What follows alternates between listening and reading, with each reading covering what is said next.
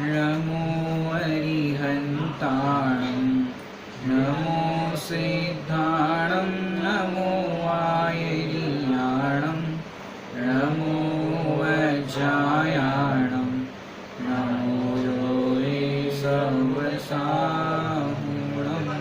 तीर्थवीर प्रभु का जग में प्रवर्ते निज तत्व बोध पाकर सब लोक हर्षे दुर्भावना न आवे मन में कदापि निर्विघ्न निर्विकारी आराधना प्रवर्ते। आम के रस की प्रशंसा करना ये पुण्य है, आम के रस की निंदा करना ये पाप है, आम के रस का सेवन करना ये धर्म है और आम का रस स्वयं धर्मी। ये तो बात हो गई दृष्टांत की। ऐसे आत्मा की निंदा करना ये पाप है, आत्मा की प्रशंसा करना ये पुण्य है और आत्मा का सेवन करना अनुभव करना ये धर्म है। और आत्मा कौन है कि आत्मा तो स्वयं धर्मी। तो अपनी जो चर्चा चल रही है पाप पुण्य धर्म धर्मी, जिसमें हमने कल एक अंत में स्थिति वाला पॉइंट लिया था, जिसमें हमने पाप में देखा था कि पाप का उदय आए तब क्या करे कि पाप के उदय में धैर्य धारण करे, क्योंकि धैर्य ही अवलंबन है और धर्म ही सहायक है। अली साहब ने रचना में भी लिखा, धैर्य ही अवलंबन है और धर्म सहायक, संयोग तो कोई नहीं विश्वास के लायक। तो क्या कह रहे हैं, धैर्य ही अवलंबन है कि पाप का उदय हो तो उसमें धैर्य धारण करना ही हमारे लिए एकमात्र कर्तव्य है, क्योंकि उस पाप के उदय में हम कर क्या सकते हैं, क्योंकि उस उदय को भी हम चाह करके भी दूर नहीं कर सकते, क्योंकि पाप का उदय है और पाप के उदय में हमारी चलती नहीं। पाप के उदय में, और आपको बताए, पाप के उदय में तर्क नहीं चलते और पुण्य के उदय में तर्कों की जरूरत नहीं पड़ती। जैसे देखो, पाप का उदय हो तो कौन से महापुरुष या सतियों ने तर्क चलाए थे, चाहते तो चला सकते थे। सीता जी का ये अपन दृष्टांत देखो, उन्होंने पाप का उदय था तो कृतांग सेनापति जंगल में छोड़ने के लिए वहाँ पर आए थे, पूरा घटना आपको पता है, लेकिन उन्होंने तर्क नहीं चलाए कि ऐसे कैसे, आप हमें पुनः वापस अयोध्या लेकर चलो, हम बात करेंगे। अगर हमारे सील पर शंका है तो फिर यहाँ पर अवधि ज्ञानी मुनिराज है, मुनि सर्वतनाथ भगवान का समूह शरण है, तो तर्क नहीं चलाए। सेठ सुदर्शन को भी रानी ने अपने सील पर उपसर्ग आया इस तरह से फंसाया था। अब उस टाइम पे राजा ने भी पूछा कि आपको मौका दिया जा रहा है, आपकी तरफ से अगर आप कुछ कहना चाहो तो कहो, नहीं तो फिर मृत्यु दंड है। तो उन्होंने तर्क नहीं चलाया, भाई हमारी कोई गलती नहीं, हम तो वहाँ पर स्मशान के अंदर सामयिक कर रहे थे और वहाँ आप बताओ अगर हम इनके यहाँ पर है तो हमारे वस्त्र कहाँ है, अगर आपको देखना हो तो स्मशान में देखो, वहीं पर वस्त्र हमारे पड़े होंगे। किसी भी प्रकार का तर्क नहीं चलाया, क्योंकि ज्ञानी जानते हैं पाप के उदय में तर्क नहीं चलते और पुण्य के उदय में तर्कों की जरूरत नहीं पड़ती। जैसे अग्नि परीक्षा होना था, अब अग्नि परीक्षा भी होना था तो तैयार हो गए कि हम तैयार हैं, और अग्नि से भी कहा यदि मैंने स्वप्न में भी कभी किसी पर पुरुष के बारे में सोचा हो तो हे अग्नि तुम मुझे जला देना, लेकिन कोई तर्क नहीं चलाया उन्होंने। तो जो परिस्थितियां ज्ञानियों के जीवन में बनती है, उन प्रतिकूल प्रसंग के अंदर ज्ञानी क्या करते हैं, धैर्य धारण करते हैं, तर्क नहीं करते। और तो और पुण्य का उदय जब होता है तब तर्कों की जरूरत नहीं पड़ती, सामने वाले को समझाना नहीं पड़ता। तो इस तरह से पाप के उदय में धैर्य धारण करे, ये सदा नहीं रहेगा इस स्थिति का। पाप के अंदर ये पहला पॉइंट। अब पुण्य के अंदर था, पुण्य का उदय हो तो उसमें अटके भी नहीं और भटके भी नहीं। क्यों? ये पुण्य का उदय भी सदा नहीं रहेगा। जैसे आप देखो, रेलवे स्टेशन पर या अपन रेल में जाते हैं तो प्रयोजनवशात कोई स्टेशन आए तो अपन उतरते भी है और चढ़ते भी है। समझो कोई चीज़ खरीदनी हो, लेनी हो, तो उतरते चढ़ते हैं प्लेटफॉर्म पर, लेकिन आपने देखा होगा कि आपकी दृष्टि कहाँ होती है? अपनी ट्रेन पर, कि हम कोई भी चीज़ खरीद रहे हैं, अखबार खरीद रहे हैं, कोई चीज़ खरीद रहे हैं, ट्रेन छूट ना जाए, वो लेते समय भी दृष्टि ट्रेन पर होती है। तो ऐसे ही ये पुण्य है, वो भी एक स्टेशन है। इस पुण्य के स्टेशन में अटकना भी नहीं और भटकना भी नहीं, क्योंकि पुण्य, जब तक आपको मुक्ति की प्राप्ति नहीं होगी और धर्म आराधना के मार्ग पर आप लगोगे या साधना करोगे, स्वाध्याय करोगे, तो पुण्य का उदय तो आएगा। जब तक मोक्ष की प्राप्ति नहीं होगी तब तक पुण्य का उदय आएगा, लेकिन इस पुण्य के उदय में अटकना भी नहीं और भटकना भी नहीं। दो बातें समझने लायक है, क्योंकि कई बार क्या होता है, पाप के उदय में तो जीव दुखी होता दिखाई देता है, लेकिन पुण्य का उदय जैसे ही आता है तो जीव क्या करता है? सब उसमें ही मगन हो जाता है। जैसे टोडरमल जी की भाषा में कहे तो प्राप्त पर्याय में ये जीव तन्मय हो जाता है। तो पुण्य का उदय कैसा है? आपने ये विसर्जन पाठ में पढ़ा होगा, क्या लाइन आती है? पूजा का भाव विसर्जन कर और पाप भाव में पहुँच गया, अब तक की मूर्खता भारी, तजनी महला हल हाय पिया। कि पूजा का भाव विसर्जन किया, माने शुभ भाव पूजा में लगे थे उसका विसर्जन कर दिया, और फिर पूजा जैसे ही संपन्न हुई फिर क्या हुआ कि पाप भाव में पहुंच गया। और पुण्य का उदय में पूजा पाठ कर रहे हो और बढ़िया स्वाध्याय चिंतन चलता हो और उसी में अटक जाएगा, अरे हमारा तो बहुत स्वाध्याय अच्छा चल रहा है, अभी लॉकडाउन चल रहा है, हम 5-5, 6-6 घंटा स्वाध्याय करते हैं, कैसेट सुनते हैं, विद्वानों के प्रवचन सुनते हैं, अब तो हम बढ़िया धर्म कर रहे हैं। इस लॉकडाउन ने तो हमारा क्या हो गया था, हम स्वाध्याय कर नहीं पाते थे, इतना समय नहीं मिलता था। इस लॉकडाउन के कारण तो अब हम स्वाध्याय करते हैं, प्रवचन ही सुनते हैं, ग्रंथों को पढ़ते हैं। तो भैया अटकना नहीं, ग्रंथों को पढ़ना ये हमारा प्रयोजन नहीं है। उस ग्रंथों में से अपने आप को पढ़ने की विधि समझ में आ जाए तो ये कार्यकारी है स्वाध्याय। नहीं तो हम विद्वानों को सुनते रहे, ग्रंथों को फेरते गए, ग्रंथों को पढ़ते गए, लेकिन अंत में रिजल्ट देखो तो अपने को तो पढ़ा ही नहीं। 7 तत्वों को पढ़े लेकिन 7 तत्वों के अंदर मैं कौन हूँ इसका ही पता नहीं। तो निर्णय करने लायक तो ये है कि मैं कौन हूँ ये समझ में आ जाए। सारे स्वाध्याय का प्रयोजन तो एकमात्र यही है कि अपनी पहचान होनी चाहिए। जैसे आप लोग देखो, कहीं पर तीर्थ यात्रा पर समझो जाओ, अपना सामग्री लेके जाओ, अपना सामान लेकर जाओ, बर्तन लेकर जाओ, पानी पीने के लिए सब प्राय घर से बर्तन लेके जाते, ग्लास वगैरह लेके जाते। अब समझो वहाँ पर अपन ने पूजा पाठ स्वाध्याय इत्यादि सब कार्य किया, अब सारे लोगों के ग्लास एक साथ मंजने के लिए रख दिए वहाँ पर। अब क्या होगा कि मंज करके तो वहाँ पर रख दिए जाएंगे, अब अपना अपना ग्लास अपने को छाटना है। अब वहाँ पर ढेरों बर्तन पड़े हैं, ग्लास बर्तन पड़े हैं, अब उसमें से कब तक आप बर्तन छाटते रहोगे कि जब तक अपना ग्लास ना मिल जाए तब तक। अब भले ही आपका ग्लास डोचा लगा हो, उसके अंदर डोचा लगा हुआ हो और आपका ग्लास वो मिल जाए और बाकी के ग्लास बहुत सुंदर सुंदर डिजाइन वाले ग्लास रखे हो, तो बताओ कितने ग्लास देखोगे कि अपना ग्लास मिलने पर आप बाकी के ग्लासों पर से दृष्टि हटा देते हो। ऐसे ही ये स्वाध्याय का प्रयोजन भी क्या है कि अपनी निधि अपने में समझ में आ जाए तो फिर कुछ पढ़ने की जरूरत नहीं, क्योंकि पढ़ने योग्य पढ़ लिया और फिर पढ़ते ही जा रहे हैं, सुनते ही जा रहे हैं, लेकिन दृष्टि प्रयोजन पर नहीं, हे उपादेय पर नहीं, ग्रहण करने योग्य क्या है, छोड़ने योग्य क्या है, इस पर दृष्टि नहीं, तो फिर स्वाध्याय करना किसी काम का नहीं, किसी काम का नहीं। इसका अन्यथा मत लेना, क्योंकि प्रयोजन पर दृष्टि रखने की मूल तो बात यह है कि दृष्टि हमारी प्रयोजन पर रहनी चाहिए कि हमारा स्वाध्याय हम क्यों कर रहे हैं। एकमात्र अपने ज्ञायक स्वभाव की पहचान करने के लिए, हम कहाँ खड़े हैं इसका विचार करने के लिए, और एक कदम आगे बढ़ना चाहिए। पहले गुणस्थान में तो कम से कम चौथे में तो जाना चाहिए।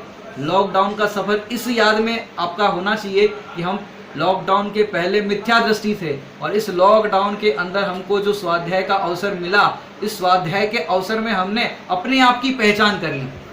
तो ये पुराण जब लिखा जाएगा कि भाई 2020वें साल में भरत क्षेत्र के अंदर महामारी फैली थी, कोरोना नाम का वायरस था, उसमें जैनी लोग स्वाध्याय करते थे, उसमें हम जिसकी आज कथा आपको सुनाने जा रहे हैं, उनको उस कोरोना वायरस के संक्रामक जब फैला था तब सम्यक दर्शन हुआ था, इस रूप में याद होना चाहिए।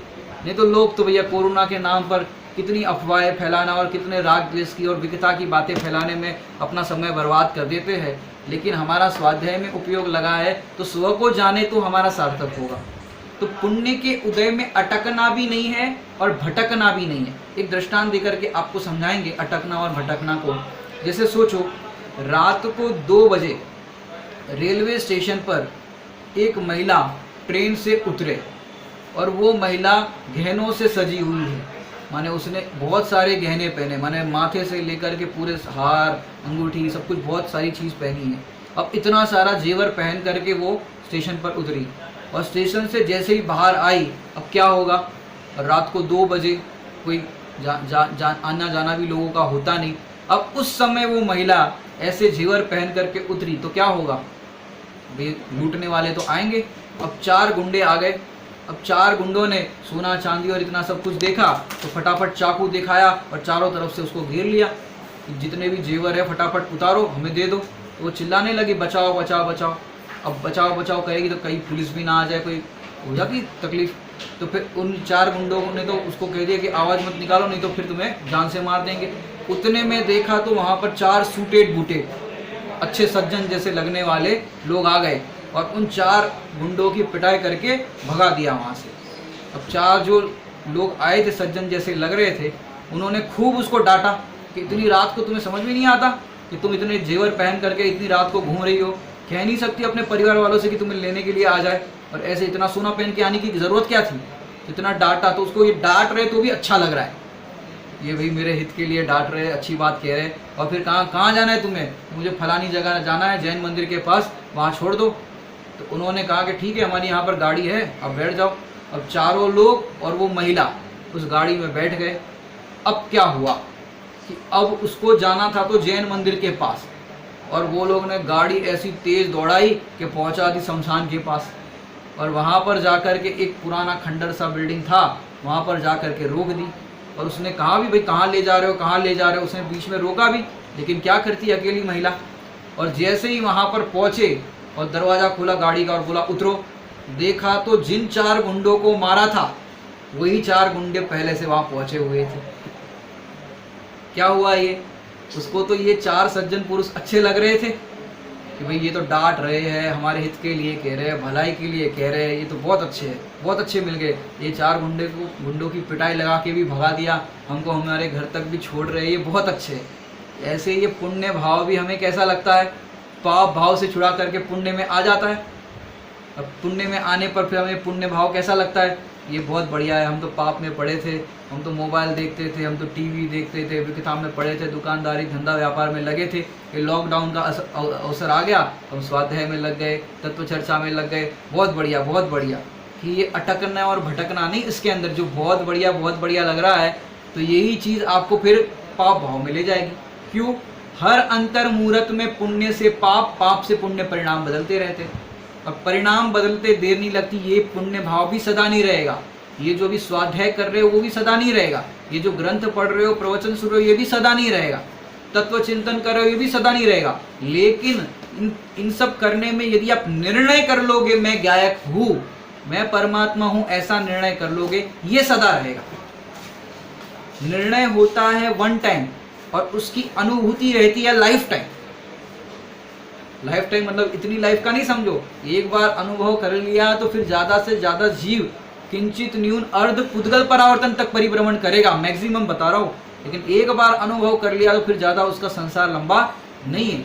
ये स्वाध्याय की सार्थकता तो इसमें है कि हम भेद विज्ञान करें। यदि हम भेद विज्ञान नहीं करते तो स्वाध्याय की सार्थकता कैसे हो। माने हमारे डे टू डे लाइफ में जो प्रसंग बनते हैं उन प्रसंगों के अंदर भेद विज्ञान करना है। ऐसा नहीं कि ग्रंथों में से पुराण, अब प्रवचन में तो हम पुराणों के दृष्टांत दे देते हैं और जीवन की शैली के भी कुछ दृष्टांत दे देते हैं, लेकिन उसके अंदर भी ये तो आपको समझाया थोड़ा सा, लेकिन उसी को आपको अपने जीवन में अप्लाई करना है कि डे टू डे लाइफ में जो अनुकूल प्रतिकूल प्रसंग बनते हैं उसके अंदर आप भेद विज्ञान इस सिद्धांतों के बल पर करते हो कि नहीं करते। क्योंकि ऐसे पुण्य का उदय तो आपको ऐसा दिखाई देगा कि भाई हमको तो कोई कमी ही नहीं, हमको तो बढ़िया अनुकूलता है, हम स्वाध्याय कर रहे हैं। लेकिन भैया ये स्वाध्याय करने के लिए पहली भूमिका में ये कहा जाता है कि भाई स्वाध्याय करने लायक है, लेकिन आगे तुम 50 साल तक ग्रंथ ही पढ़ते रहो तो फिर क्या होगा भैया। क्योंकि देखो महापुरुषों सतियों को देखो, उन्होंने अपने जीवन में, चाहे वो जंगल में उनको वनवास हुआ हो, चाहे वो कैसी भी परिस्थिति में हो, 3 दिन तक सोचो सेठानी ने चंदन बाला को एक छोटी सी कोटरी के अंदर सिर मुंडवा के, वो सुंदर सी दिखती थी चंदन बाला, और सिर मुंडवा दिया, बेड़ियों में उसको बांध लिया, हाथों में हथकड़ी, पैरों में बेड़िया ऐसे बांध लिया। अब बताओ उनके पास कौन सा ग्रंथ था 3 दिन तक। अब ऐसे हमें परिस्थिति ऐसी कोई आ जाए तब हम क्या करेंगे? हमारे पास ग्रंथ भी नहीं होगा, ना कोई तत्व चर्चा वाला होगा, ना कोई होगा, तब आप स्वाध्याय कैसे करो? ये स्वाध्याय हम उस परिस्थिति के लिए भी तैयार रहे कि हमारे पास कोई भी अवलंबन ना हो, मोबाइल भी सुनने के लिए, प्रवचन सुनने के लिए मोबाइल भी ना हो, कोई भी ना हो, आप बिना अवलंबन के निरवलंबी रहना सीखो। उन्हें भले ही अपने पास अब सब सुविधा है, लेकिन सुविधाओं के साथ ही अपन उन सुविधाओं से भिन्न देखना सीखे, क्योंकि सुविधाओं के साथ रहना और उसका हम आदि हो जाते हैं। भी प्रवचन सुने बिना तो नहीं चलता, ग्रंथ पढ़े बिना तो नहीं चलता, समय सारजी पढ़े बिना तो नहीं चलता। ये थोड़ी हम ऊपरी भूमिका की बात कर रहे हैं। जो स्वाध्याय नहीं करते उनके लिए तो कहा जाएगा भैया स्वाध्याय करो, लेकिन स्वाध्याय करते हैं और स्वाध्याय ही करते रह जाते। रत्नकरण शावकाचार्य जी ने तो ऐसा लिखा, 50-50 वर्ष हो गए शास्त्र पढ़ते हुए, फिर भी ये जीव को सम्यक दर्शन क्यों नहीं हुआ? ये भावना अधिकार में आप पढ़ना, वहां लिखा है, उत्तम शौच के प्रकरण में लगभग आता है कि 50-50 वर्ष हो गए शास्त्र पढ़ते हुए, फिर भी सम्यक दर्शन क्यों नहीं हुआ? तो इसका कारण वहां पर 3 कारण लिखे। इसका फल जानना, अन्याय, अनीति और अभक्ष सेवन। इस कारण से ये जीव को सम्यक दर्शन नहीं हुआ। तो क्या करते हैं हम? यहाँ तो ग्रंथ पढ़ेंगे, एक द्रव्य दूसरे द्रव्य को छूता नहीं है, एक द्रव्य दूसरे द्रव्य को कुछ करता नहीं, और लगाएंगे कहाँ पर? अन्याय करेंगे, अनीति करेंगे, अनाप शनाप न्याय अन्याय देखेंगे नहीं। तो वहाँ पर हम इस चीज़ को क्या करते हैं? स्वच्छंदता रूप से प्रवर्तन करते हैं। अभक्ष खाते हैं, भैया क्या होता है? आत्मा तो खाता नहीं, चाहे कुछ भी खाओ, दिन में खाओ, रात में खाओ। समय सार जी वाचो, तो भैया स्वामी जी के पास ऐसे प्रसंग पहुँचे थे, तो स्वामी जी बोले कि ये स्वाध्याय सुनने के लायक नहीं, समय सार जी सुनने के लायक नहीं। स्वामी जी इतने कड़क शब्दों में कहते थे, एक तरफ तुम ऊंची बात करो समय सार जी की, और रात में भोजन करो, रात में पानी पियो, बाजार का भोजन करो, अभक्ष खाओ, ये तुम्हारे लक्षण नहीं है जैनी के। स्वामी जी यहाँ तक कहते थे कि इतनी ऊंची बात सुनो तो तुम्हारे पर्याय में भी तुम्हारा जीवन कैसा होना चाहिए। तो ये दोनों बातें समझने लायक है। तो करना क्या कि अन्याय, अनीति, अभक्ष, इन स्वाध्याय का फल भी ये बाहर में हमारा ऐसा होना चाहिए, हमारे जीवन में अन्याय नहीं होना चाहिए, अनीति नहीं होना चाहिए, अभक्ष नहीं होना चाहिए। बताओ हमारे जीवन में अन्याय, अनीति, अभक्ष है कि नहीं? अन्याय, अनीति, अभक्ष तो जो बाहर के है वो तो है ही, लेकिन दूसरे टोडरमल जी ने बताए जैनियों के, और बनारसी दास जी ने भी बताया है आध्यात्मिक दृष्टिकोण से।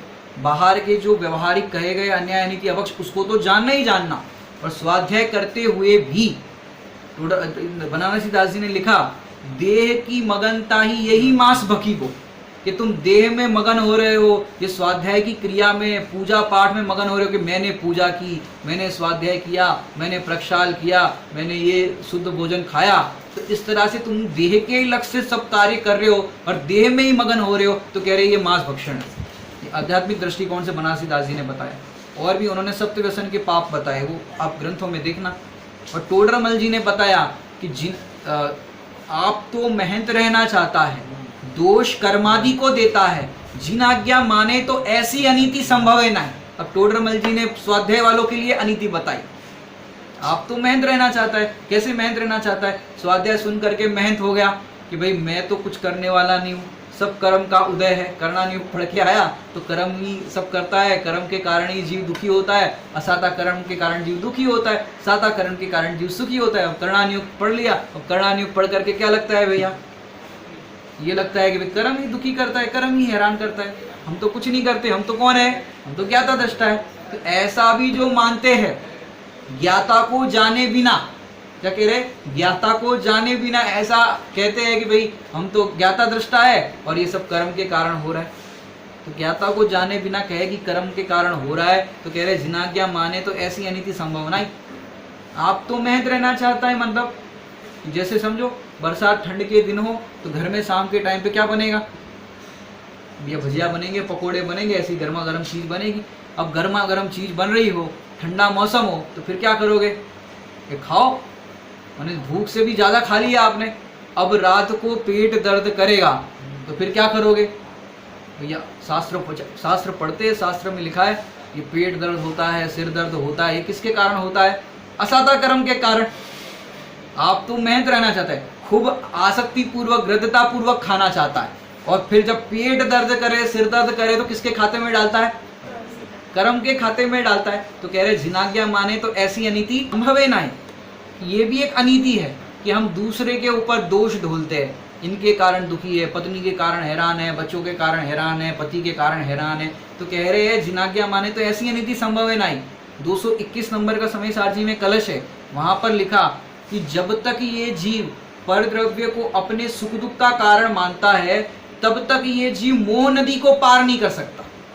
इस मोह नदी को पार करने के लिए तुझे ये भेद विज्ञान करना पड़ेगा कि मैं पर द्रव्य के कारण दुखी भी नहीं होता और पर द्रव्य के कारण सुखी भी नहीं होता। ये जीव दुखी होता है तो अपने आप को भूल करके होता है।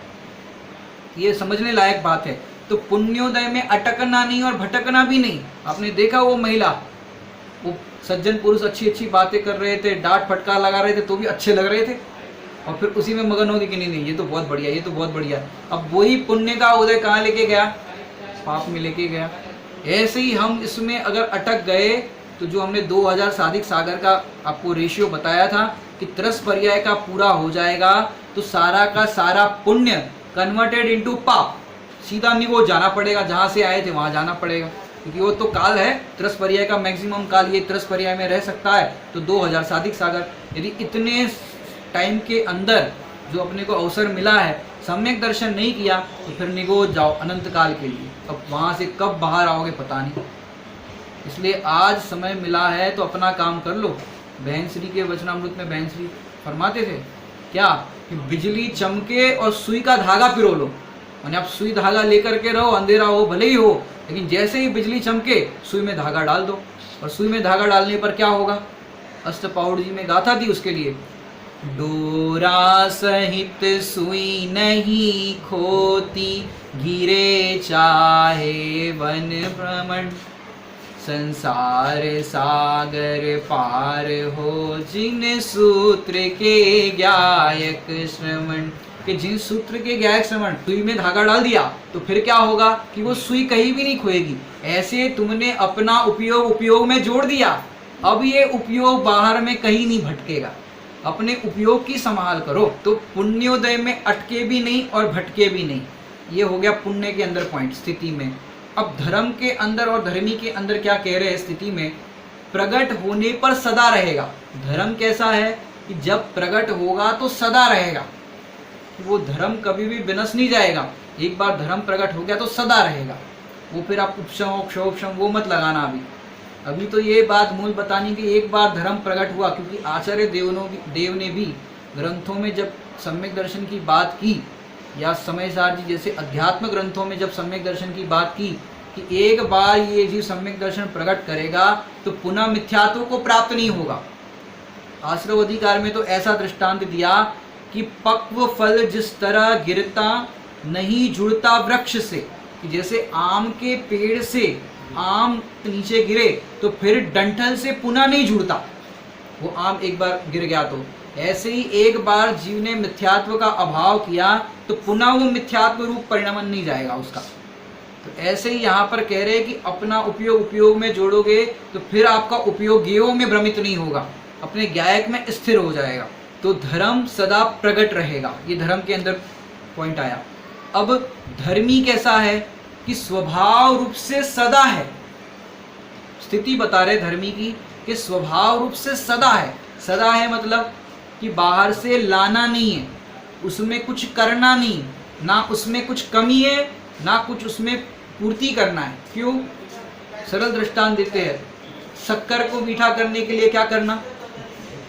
कि भैया शक्कर का तो मीठा स्वभाव ही है, उसका स्वभाव है तो क्या करना? सोने को पीला करने के लिए क्या करना? कि सोने का पीला स्वभाव ही है, उसको करने के लिए क्या करना? ऐसे आत्मा का जो स्वभाव है वो जानना देखना है। अब जिसका जानना देखना स्वभाव है तो उसको करना क्या? फिर उसके अंदर कुछ करने की गुंजाइश ही नहीं है। तो धर्मी स्वभाव रूप से सदा रहता है, और सदा रहता है तो कैसा रहता है? एक रूपता से रहता है। उसमें किंचित मात्र भी फर्क नहीं पड़ता, ऐसा रहता है। तो धर्मी स्वभाव रूप से सदा रहता है। एक दृष्टांत देकर के आपको समझाते हैं। जैसे 1 करोड़ का हीरा, अब 1 करोड़ का हीरा गटर में गिर जाए तो बताओ उस गटर में गिरने पर 1 करोड़ के हीरे का क्या बिगड़े? 1 करोड़ का हीरा गटर में गिरने पर भी उसके अंदर गटर की गंदगी हीरे में नहीं आती, उस हीरे के अंदर कोई कमी नहीं आती। और भैया गटर में तो दिख रहा है, काला तो हो गया है, गटर में गिरने पर मलिन तो दिखाई दे रहा है। तो कह रहे हैं गटर में गिरने पर भी वो हीरे में कुछ नहीं हुआ। ऐसे ही भैया हमारे पर्याय के अंदर भी मोह राग द्वेष क्रोध आदि के परिणाम भले ही हो, लेकिन ऐसे परिणाम होने पर भी, कषाय के परिणाम होने पर भी मेरे में कुछ नहीं होता, मेरे में मलिनता नहीं आती। मैं तो ज्यों का त्यों सुरक्षित रहता हूँ, मेरे में क्या कमी आती? समझो घर के अंदर दिरानी जेठानी हो, सास बहू हो। अब क्या होता है, अब लॉकडाउन समझो चल रहा है, अब लॉकडाउन के अंदर समझो बड़ा परिवार हो, अब देवरानी जेठानी हो, सास बहू हो। अब सब सवेरे से काम करते हैं, थक जाते हैं, अब शाम के बर्तन मांजने हो तो बर्तन कौन मांजे? अब देवरानी जेठानी हो, कौन मांजे? तो वो क्या है, मैं सवेरे से काम कर रहे हैं, 5 बजे से उठे और शाम को सब बर्तन हो जाते ढेरों, अब बर्तन कौन मांजे? अब देवरानी जेठानी हो, मैं भी रानी तू भी रानी, कौन भरेगा पानी, कौन करे काम? ऐसा हो जाता है। अब सोचो जिसके गोद का बच्चा हो, अब मायाचार और कसायों के प्रसंग तो बनते रहते हैं घर के अंदर। अब घर में गोद का बच्चा हो देवरानी के समझो, और बर्तन मांजने हो ढेरों हो, अब जानबूझ के कि भैया बर्तन नहीं मांजने, तो मायाचार के परिणाम करे, गोद का बच्चा हाथ में ले ले, चिमटी काटे, अब बच्चा रोने लग गया। अब क्यों हमारा बच्चा रो रहा है, अब बर्तन भाभी आप ही मान लो, हम ये काम कर रहे, बच्चे को संभाल रहे, ये तो बच्चा मानने नहीं देगा। अब ऐसे परिणाम कर ले, अब बर्तन आपको मानने पड़े, समझो जेठानी को मानने पड़े या दिरानी को मानने पड़े, सास को मानने पड़े या बहू को मानने पड़े, समझो बहू का भी गोद में बच्चा हो, अब बच्चा रोने लग जाए तो ऐसे कर ले। अब ऐसा करना मत कोई, हालांकि ये तो बता रहे आपको, घर घर की कहानी है। अब उस टाइम पे क्या करना, जिसको भी बर्तन मांजने पड़े तो फिर आप क्या सोचोगे? अब बर्तन तो आपको मांजना है, समझो मानना ही है, अब कर्म का उदय है, मांजना है, कोई भी काम आपको करना है। अब उस काम को हंस के भी कर सकते हो या रो के भी कर सकते हो, कसाय पूर्वक बड़बड़ा के भी कर सकते हो या प्रसन्नता से भी कर सकते हो। उस टाइम पे भी आप भेद विज्ञान कर सकते हो कि नहीं? बर्तन मांजते हुए भी और दैनिक जितने भी कार्य करते हो वो करते हुए भी आप कैसे कर सकते हो वो कार्य? अब उस टाइम पे आप भेद विज्ञान नहीं करो और बड़बड़ाओ, बस हमको नौकरानी समझ रखा है, सवेरे से इतना काम करते रहते हैं, सबका इतना काम करो, खिलाओ पिलाओ, कपड़े धो, बर्तन मांजो, सब काम करते रहो, हम नौकरानी हैं घर के, नौकरानी को तो पगार भी मिलता है, हमको क्या मिलता है? अब ऐसे बड़बड़ा के काम करो और बर्तन तो मांझे ही जा रहे हो। अब उस टाइम पे यदि भेद विज्ञान स्वाध्याय पूर्वक बर्तन मांजो, उस टाइम पे अपने आप को मलिन दीनहीन पामर अनुभव मत करो, नौकरानी अनुभव मत करो, अपने को तो क्या अनुभव करो, हम तो भैया कैसे गायक परमात्मा है, ऐसे अनुभव करते हुए करो। और कैसे बर्तन ऐसे मांजो, पर्यायहीनता से बर्तन मांजने से मुझ में कमी न आई, कपड़ा धोने से मुझ में कमी न आई। अब झाड़ू कौन लगाए? अरे झाड़ू लगाने वाला मैं नहीं हूँ, झाड़ू लगाने से मुझ में कमी न आई। ऐसे भेद विज्ञान करने लायक है। जैसे हीरा गटर में गिरने पर उसमें कोई कमी नहीं आती, उसको किसी क्राउन के अंदर, कोई सोने के हार के अंदर लगा दो, अंगूठी के अंदर लगा दो तो उसमें कोई कमी नहीं आई। ऐसे हमको भी ये मोह राग द्वेष कषायों के प्रसंग होने पर भी मेरे में क्या कमी आई? कि मेरे में कोई कमी नहीं आई। उस टाइम पे यदि ये भेद विज्ञान करोगे तो आपका स्वाध्याय भी हो जाएगा, मन की प्रसन्नता भी हो जाएगी। नहीं तो फिर क्या होगा, भोजन कितना ही करते जाओ और फिर कैसे होते जाओगे? ये शारीरिक बल भी घटता जाता है, या परिणामों का बल घटता जाता है, मन का बल घटता है, वचन का बल घटता है, काय का बल घटता है, होता है ये सब। माने इस तरह से होता रहता है, निमित्त नैमित्तिक ऐसा संबंध है।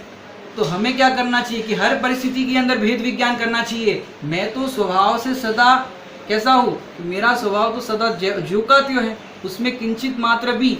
और कैसा स्वभाव है? अप्रभावी, जिसमें पाप के उदय का किंचित मात्र भी प्रभाव नहीं पड़ता, ऐसा मेरा स्वभाव। इस स्वभाव की आज बात करें थोड़ी, कि मेरा स्वभाव कैसा है? किंचित मात्र भी पाप के उदय का प्रभाव नहीं पड़ता, कि कैसा ही पाप का उदय आ जाए मेरे में कुछ नहीं होगा। बोलो भैया मेरे में क्या होगा पाप का उदय आ जाए तो? अज्ञानी लोग सोचते हैं भैया पाप का उदय नहीं आना चाहिए। और कैसा क्या होता है, अज्ञानियों की कंप्लेन ये होती है, शिकायत ये होती है कि पाप का उदय आता है तो चारों तरफ से आता है। घर में किसी को फ्रैक्चर हो गया, घर में कोई बीमार हो गया, घर में किसी का ये हो गया, और दूर के रिश्तेदार कोई का देहांत हो गया तो वहाँ जाना पड़ रहा है, कहाँ व्यापार में घाटा हो गया, अब चारों तरफ से समस्या आती है। अज्ञानी क्या सोचता है भैया एक साथ नहीं आनी चाहिए, एक एक करके आए तो हैंडल भी कर सके हम। और ज्ञानी योद्धा होते या योद्धा होते वो क्या सोचते, महाराणा प्रताप वगैरह हुए, वो क्या सोचते हैं, अंग्रेज हो या सामने मुगल हो, क्या कहते हैं, अरे तुम एक एक करके मत आओ, एक साथ आओ। ये योद्धा की निशानी है। ऐसे ज्ञानी योद्धा भी क्या कहते हैं, जैसे आप पद्मनंदी पंचविंशति का पढ़ो, पद्मनंदी पंचविंशति का के अंदर क्या लिखा है, वहां पर ज्ञानी योद्धा क्या कहते हैं, वहां पर मुनिराज कहते हैं, ज्ञानी मुनिराज, हे कर्म के उदय, यदि तुझे आना हो तो एक एक करके मत आओ, सब एक साथ आ जाओ। तो भैया हमने पूछा भैया ऐसे कैसे कह रहे, एक साथ आ जाओ, एक एक करके मत आओ, आपके पास ऐसा क्या है। तो उन्होंने कहा, वहां पर उत्तर लिखा, मेरे पास भेद ज्ञान रूपी निर्मली है, और इस निर्मली के बल पर मुझे कितना ही कर्म का उदय आ जाए, कैसा ही पाप का उदय आ जाए, मेरे को कोई फर्क नहीं पड़ेगा। भेद ज्ञान रूपी निर्मली है। ऐसे आप देखो हमारे पास भी क्या है, हमारे पास भी भेद ज्ञान रूपी निर्मली है। जैसे कल हमने वो पेंसिल का दृष्टांत दिया था, अब जिस बच्चे के पास साका लाका बुम बुम वाली पेंसिल सुरक्षित हो और बाकी सब कुछ चला जाए तो वो बच्चा क्या करता है, बच्चे को कोई प्रॉब्लम नहीं है। एक और दृष्टांत देकर के समझाते हैं, किसके बल पर ये आवाज़ निकलती है कि कैसा ही पाप का उदय आ जाए, हमें उसकी चिंता नहीं। बड़े पंडित जी ने तो रचना में मैंने चैलेंजिंग वाली बात लिखी, जो ये पद्मनंदी पंचविंशति का में लिखी, वही बात को समझो, चैलेंजिंग समझते हो, कर्मों को चैलेंज। वहाँ पर ऐसा सुंदर उन्होंने लिखा रचना में, रे कर्म अपने ठाट तू दिखाता है किसे, प्रतिकूलताओं का भी भय बताता है किसे। ये कर्म अपने ठाट तू किसे दिखा रहा है, ये कोरोना वायरस किसे दिखा रहा है, ये लॉकडाउन में सब घर घर में बैठे हैं, परेशान हो रहा है, किसे दिखा रहा है, अरे मैं अपने निज घर में सुरक्षित हूँ, मुझे ये कोरोना वोरोना नहीं छूता। अरे कोरोना वोरोना तो छोड़ो, ये राग द्वेष की मलिनता भी मुझे नहीं छूती। यहाँ तो ये बात है। तो क्या कह रहे दृष्टांत में, आपको एक और दृष्टांत देकर के समझाते हैं कि मेरे स्वभाव माने स्वभाव का अवलंबन लेने पर कैसा ही कर्म का उदय आ जाए, हमें उसकी चिंता नहीं होती। जैसे सुंदर दृष्टांत देकर के आपको समझाता हूँ। कुछ सालों पहले एक ऐड आती थी, उस ऐड के अंदर क्या था, चौथे माले पर एक व्यक्ति कुर्ता उठा रहा था, उसके हाथ से कुर्ता सरक गया, तीसरे माले पर गिरा। तीसरे माले पर एक व्यक्ति गमले में पानी डाल रहा था, उसने वही हाथों से वो कुर्ता ऊपर की ओर फेंकना चाहा, लेकिन कुर्ता नीचे गया। नीचे की ओर उड़ करके जाने पर वो तीसरे मंजिल पर एक लड़की फेस पैक लगा रही थी, तो उसने वही हाथों से वो कुर्ता नीचे फेंका तो वो दूसरे माले पर जा गिरा। वहाँ पर एक पापा साइकिल की चेन अपने बच्चे के साथ सुधार रहे थे, ग्रीस वाले हाथों से उन्होंने वो कुर्ता नीचे फेंका तो क्या हुआ, दो महिलाएं आचार बना रही थी, वो आचार वालों हाथों से उन्होंने वो कुर्ता नीचे फेंका, नीचे जमीन पर जा गिरा कुर्ता। एक व्यक्ति जा रहा था, उस व्यक्ति ने वो मटमैला कुर्ता देखा और ऊपर की ओर देखा, तब उन्होंने कहा, घबराते क्यों हो, सर्फ एक्सल है ना। भगवान कहते हैं ये पाप का उदय, ये कोरोना वायरस और ये प्रतिकूलता के अवसर, तुम टेंशन क्यों लेते हो, तेरा गायक भगवान आत्मा है ना, वो सदा है, तू उसका आश्रय करे, अनुभव करे, भेद विज्ञान करे तो तू दुखी नहीं हो सकता। और आचार्य भगवान कह रहे तेरे में सुख नाम की शक्ति है। 47 शक्तियां तो लिखी है, ऐसी अनंतों शक्तियां उछल रही है, तो सुख नाम की शक्ति लिखी है, दुख नाम की शक्ति नहीं। और एक म्यान में दो तलवार नहीं रह सकती, एक म्यान में एक ही तलवार रह सकती है। जब सुख नाम की शक्ति है तो दुख होने की कोई गुंजाइश ही नहीं। तू अपने को सुख स्वरूप भगवान आत्मा नहीं अनुभव करता, इस कारण से ये दुख हो रहा है तुझे, ये बात है। तो धर्मी स्वभाव रूप से सदा है। और कैसा सदा है कि कितना ही कर्म का उदय हो, बाहर में प्रतिकूल अवसर हो, पर तुझे उस टाइम पे यदि गायक भाव की खबर हो कि तू अपने किले में सदा सुरक्षित बैठा है, तो तुझे किंचित मात्र भी चिंता नहीं होगी, तुझे किंचित मात्र भी आकुलता नहीं होगी। अब देखो कई जगह पर मच्छरों का प्रकोप बहुत ज़्यादा होता है। अब मच्छरों का प्रकोप ज़्यादा हो तो क्या करना भैया, बोलेंगे नहीं, अब मंदिर में बैठे स्वाध्याय कर रहे हो, स्वाध्याय सभा में बैठे तो बोल नहीं सकते। यदि सड़क पर कोई पूछ ले भैया मच्छर बहुत है तो क्या करें, तो सीधा उत्तर निकलेगा ऑल आउट लगाओ, गुड नाइट लगाओ, मॉर्टिन की कॉइल लगाओ। भैया ये सब हमारे जैनियों के लक्षण नहीं है कि ऑल आउट कहो, गुड नाइट कहो, मॉर्टिन कहो। आप उसके लिए देखना है तो उसमें राजीव दीक्षित का एक छोटा सा क्लिप है, यूट्यूब पर देख लेना कि इनने गुड नाइट मॉर्टिन के बारे में क्या कहा है। ये स्वास्थ्य के लिए भी हानिकारक है और उन जीवों के लिए भी हानिकारक है, मन जिससे हमारा ही स्वास्थ्य खराब हो सकता हो। गुड नाइट वाली वायु लेने से, मॉर्टिन की धुआं ग्रहण करने से, और जो प्रयोग करते हो इस तरह की चीज़ें, तो मनुष्य के स्वास्थ्य के लिए हानिकारक है। तो और बाकी जीव जो मच्छर इत्यादि है उनके लिए तो कितना हानिकारक होगा, सोचना ज़रा। तो फिर करना क्या चाहिए भैया? मच्छर तो काट रहे, मार भी नहीं सकते। और तो और आजकल देखा होगा आपने, माने वर्तमान में कुमति ज्ञान लोगों का इतना ऐसा हो गया कि ऐसे ऐसे आविष्कार करते हैं। एक बैडमिंटन जैसा होता है, उस बैडमिंटन से क्या करना रहता है, वो मच्छर इत्यादि हो तो इस तरह से मारते हैं, उससे इस तरह का प्रयोग करते हैं। पाप का प्रयोग है, पाप के साधनों का प्रयोग है, ये प्रयोग नहीं करना चाहिए। तो करना क्या चाहिए ये बताओ हमें मच्छरों के लिए। तो भैया एक बढ़िया मच्छर जाली आती है, वो मच्छर जाली लेकर के आ जाओ। और फिर सोचो, मच्छर जाली आप अपने चटाई पर लेटे हो समझो, और चारों तरफ से मच्छर जाली लगा दी है और सफ़ेद रंग की मच्छर जाली है। अब मच्छर जाली के अंदर आप बैठे हो और उस कमरे के अंदर हजारों लाखों करोड़ों मच्छर हो, सफ़ेद मच्छर जाली काली दिख रही हो, चारों तरफ से मच्छरों ने घेर लिया हो। बताओ आपको नींद आ सकती है कि नहीं आ सकती? बोलो किस बल पर आएगी? कि भैया मच्छर तो कहाँ है, कि मच्छर तो मच्छर जाली के बाहर है, मच्छर जाली के अंदर नहीं। समझ में आ रहा है? ऐसे ही ये पाप का उदय कहो, कर्म का उदय कहो, वो कहाँ है कि वो मेरे स्वरूप के बाहर है। बड़े पंडित साहब ने रचना में बहुत सुंदर लिखा इसके लिए कि तू अपने स्वयं के निज चैतन्य प्रदेश रूपी किले में है और वहां पर तुझे किसी भी प्रकार से भयभीत होने की जरूरत नहीं है। बहुत सुंदर लाइन लिखी, निज प्रदेशत्व रूपी किला है, जो कभी ना किसी से भिड़ा है, कर्म रागादि भी रहते बाहर, पैठ पाए कदापि न अंदर, अंतरंग में सदा विकारी, आज अद्भुत छवि निज निहारी। जैसे अपने चैतन्य प्रदेश के किले में हो तो वहाँ कर्म रागादि भी, कर्म माने द्रव्य कर्म, रागादि माने भाव कर्म, और भी माने नौ कर्म, ये तीनों तेरे स्वभाव के बाहर रहते। पैठ पाए कदापि ना अंदर, आज तक वे अंदर नहीं आ पाए और तू मान रहा है अंदर आ गए, अंदर आ गए, अंदर आ गए। तेरे स्वभाव में कभी वो आ ही नहीं सकते। तेरा ऐसा द्रव्य स्वभाव है जहां पर उनके लिए कह रहे हैं नो एंट्री, नो एंट्री का बोर्ड लगाया कि उनको यहाँ पर आने की व्यवस्था नहीं है। और हम मानते हैं कि वे आ गए, वे आ गए, माने ये जीव को ऐसा लगता है कि वो मेरे अंदर ही आ गए। जैसे देखो दर्पण के अंदर पदार्थ झलकते हैं। अब छोटा सा बालक हो, वो छोटा सा बालक जो चल भी नहीं पा रहा हो और उसने उस दर्पण के अंदर आइसक्रीम देखी, अब वो छोटा सा बालक क्या करेगा, वो दर्पण की ओर आएगा और लपकेगा। अब लपकेगा तो क्या होगा, आइसक्रीम मिलेगी कि नहीं मिलेगी? क्यों नहीं मिलेगी? कि भैया उस दर्पण के अंदर आइसक्रीम आई ही नहीं तो कहाँ से मिले। ऐसे हमारे स्वभाव के अंदर कर्म है ही नहीं, कर्म का उदय है ही नहीं, तो कहाँ से मिले? कि चेक करने जाओगे तो कुछ भी नहीं मिलेगा। लेकिन क्या मानते हैं हम, हमारे पर्याय में मोह राग द्वेष के परिणाम हुए, क्रोधादि के परिणाम हुए, तो हम अपने आप को मानते हम ही अशुद्ध हो गए, हम ही दुखी हो गए। तो भैया कह रहे हैं कि छठी गाथा की टीका में पढ़ना, वहाँ पर लिखा है ज्ञान में गे कृत अशुद्धता नहीं होती। तुम कौन हो? कि ज्ञान।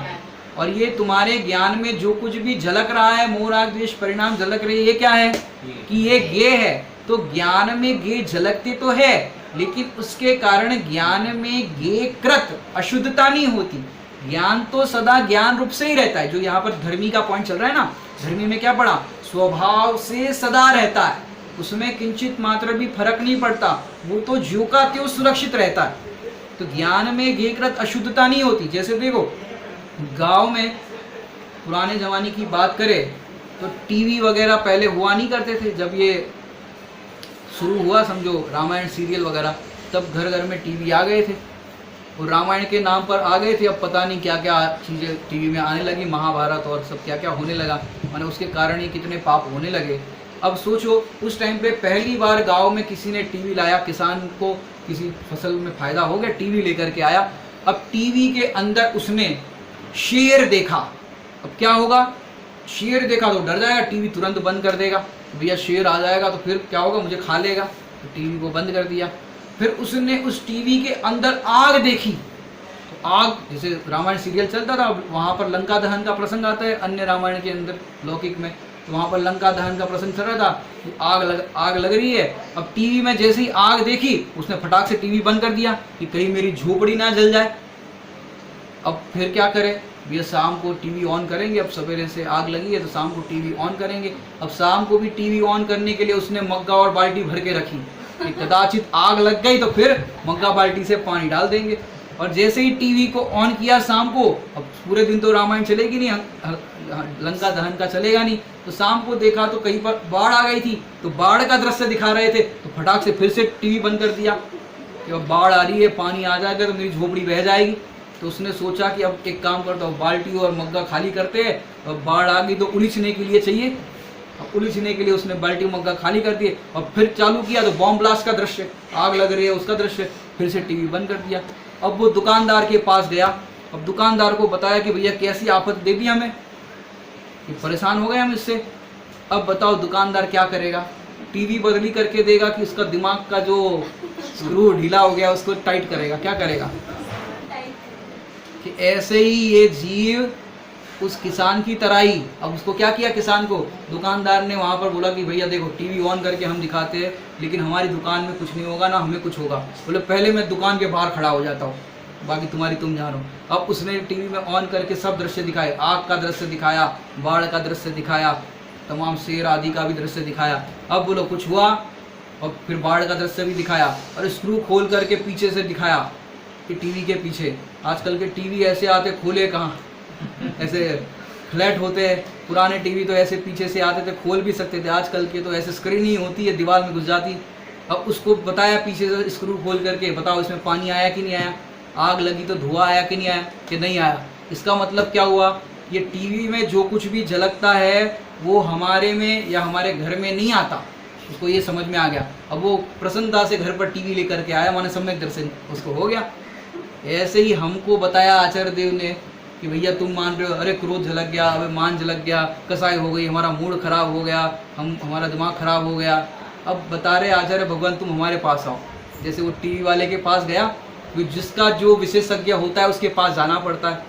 और हमारी जो प्रॉब्लम है मोह राग द्वेष कसाय, और घर घर में क्या होता है गृहस्थ जीवन में, देखो क्षण क्षण कषायों के प्रसंग ही बने जहाँ, मोही जनों के संग में सुख शांति हो का। कह रहे भैया क्षण क्षण कसायों के घर में प्रसंग बनते हैं, मोही जनों के संग में सुख शांति हो कहा। ये शांति चाहिए तो ज्ञानियों का संग करो, ज्ञानियों ने जो मार्ग बताया, ज्ञानियों ने जो शास्त्र लिखे उसका संग करो तो शांति मिलेगी। और गृहस्थ जीवन में तो क्षण क्षण कसायों के प्रसंग बनते हैं। तो फिर क्या करे, आचार्य भगवान ने बताया कि भैया तुझे जो लग रहा है कि ये तेरे अंदर आ गए, मोह राग द्वेष क्रोध कसाय के परिणाम तेरे अंदर आ गए, तो कह रहे तेरे अंदर नहीं आए, तू दुखी मत हो, व्याकुल मत हो, ये तो तेरे स्वभाव के बाहर ही है। जैसे घर के अंदर पुराने जमाने की बात करें तो चौका जो होता था, किचन होता था, और किचन के बाहर से ही ऐसे सड़क दिख रही हो। अब सड़क पर जो सुअर होता है पीआईजी, वो गटर में से नहा करके आया और आपके किचन में लगा हो दर्पण, अब दर्पण के अंदर आपके चौके में रखा है, अब सुअर झलका, तो बताओ आपका चौका अशुद्ध हुआ कि नहीं हुआ? नहीं हुआ। क्यों नहीं हुआ? कि वो दर्पण के अंदर वो गटर से नया हुआ सुअर दिख रहा मात्र है, लेकिन वो सुअर चौके में प्रविष्ट नहीं हुआ। ऐसे मेरे ज्ञान रूपी दर्पण में क्रोध मान माया लोभ ये मोह राग द्वेष विकारी परिणाम झलके तो जरूर है, लेकिन मेरे स्वभाव में नहीं आए। ये बहुत प्रसन्नता वाली बात है कि अब तक हम जो परेशान हो रहे हैं वो इस कारण से हो रहे हैं कि मानो मेरे अंदर ही आ गए हो और मैं ही उस रूप हूँ ऐसा अनुभव कर रहे हो। इस कारण से दुखी हो रहे हो। तो यहाँ पर धर्मी क्या बता रहा है, धर्मी के अंदर कि मेरा स्वभाव तो सदा कैसा है, अप्रभावी है, व्यायक है, और मेरे में ये किंचित मात्र भी प्रवेश नहीं होते। इतना समझ में आने पर सम्यक दर्शन हो गया। अब करना क्या है, धर्मी का आश्रय होने पर, धर्मी समझ में आने पर धर्म प्रकट होता है। और करना प्रकट कुछ नहीं है। आपने बाल पोथी में पढ़ा होगा, क्या लिखा है वहां पर हरिभाई जी ने, मुझे समझ सच्ची करनी है। वो टीवी वाले ने क्या किया, किसान ने समझ सच्ची की कि टीवी के अंदर कुछ नहीं आता। ऐसे आचार्य भगवंत भी हमें बता रहे हैं कि तुम्हें अपनी समझ सच्ची करनी है। तुम्हारे अंदर कुछ भी नहीं आता, ना मोह, ना राग, द्वेष, ना क्रोध, ना कसाय, कुछ भी नहीं आता। तुम्हारा स्वभाव तो ज्यों का त्यों सुरक्षित है, उसमें किसी भी प्रकार का दुख या आकुलता किंचित मात्र भी नहीं। एक बार एक अंतिम बात कहकर के पूरी करेंगे। मीराबाई जी के सामने, क्योंकि मीराबाई कृष्ण जी के भजन गाते थे और उसमें मगन थे, तो उनकी एक सखी थी।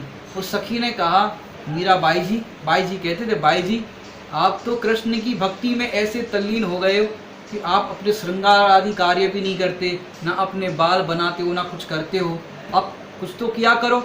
कि नहीं नहीं, हम तो हरि की भक्ति में मस्त है, हमें कुछ करने की ज़रूरत नहीं है।